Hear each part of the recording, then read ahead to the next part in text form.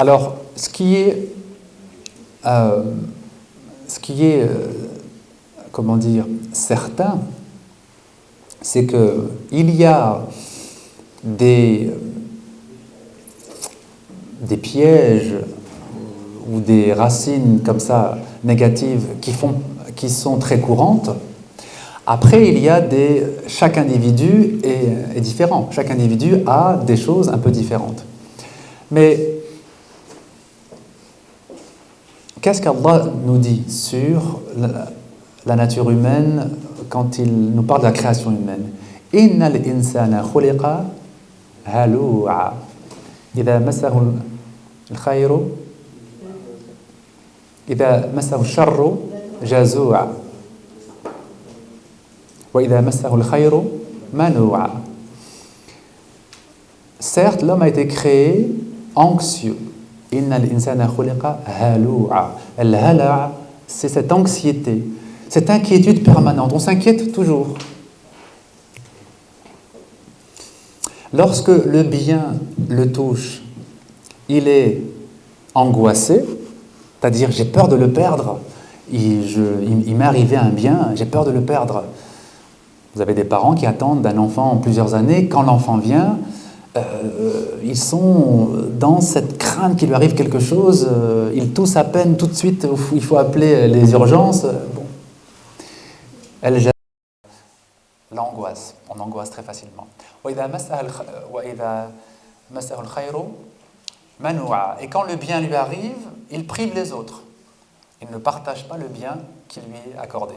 Donc, ces versets nous permettent de comprendre que l'inquiétude réside en nous à un niveau très profond. Innal insana khuliqa halu'a. L'homme a été créé anxieux, ça veut dire que ça fait partie de la nature humaine profonde. C'est pas un tel ou un tel, c'est l'être humain. Bon. Donc, par exemple, cette inquiétude, ou si l'on veut, ce manque de confiance en Allah, ça fait partie de ces racines profondes qui sont présentes donc dans notre poitrine et qui donnent naissance à nos idées, à nos peurs, à nos envies, aux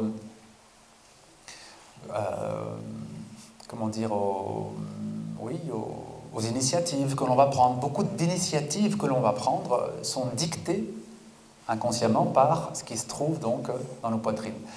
Donc le manque de confiance, certainement, c'est une des choses les plus nocives en nous. Et puis il y a aussi la volonté de s'affirmer. La volonté de s'affirmer. La peur de s'effacer. On ne veut pas s'effacer. On veut s'affirmer.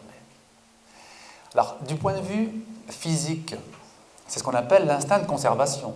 Et heureusement que nous avons cet instinct de conservation. C'est-à-dire, vous parlez à quelqu'un, vous posez votre main sur quelque chose de brûlant, vous avez l'instinct de la retirer avant même d'analyser qu'est-ce qui se passe, pourquoi j'ai mal, pourquoi je ressens ça, parce que là, la pauvre main a le temps de brûler.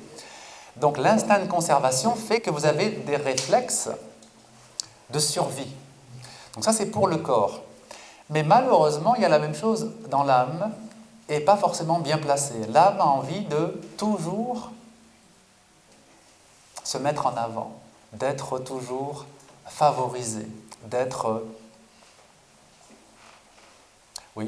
d'avoir une position toujours meilleure que celle qu'elle a. Et donc, une des tendances profondes que nous avons, donc une des tendances qui va gouverner beaucoup de nos initiatives, c'est la recherche toujours d'une situation plus valorisante, qui nous valorisera plus.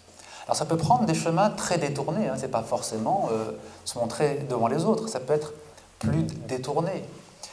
Mais c'est extrêmement profond en nous, et on aura peut-être l'occasion d'y revenir. Al-Kibr, l'orgueil, c'est cette volonté d'être toujours favorisé, d'être toujours mis en situation valorisante. Et le refus des situations dévalorisantes. Le prophète sallallahu alayhi wa sallam a refusé tous les honneurs. Vous savez cela, vous savez qu'il a refusé qu'on le distingue de quoi que ce soit par rapport aux autres compagnons. Donc il n'avait pas de vêtements particuliers, il n'avait pas de maison particulière, il n'avait pas de cheval particulier. Il était un musulman parmi les musulmans.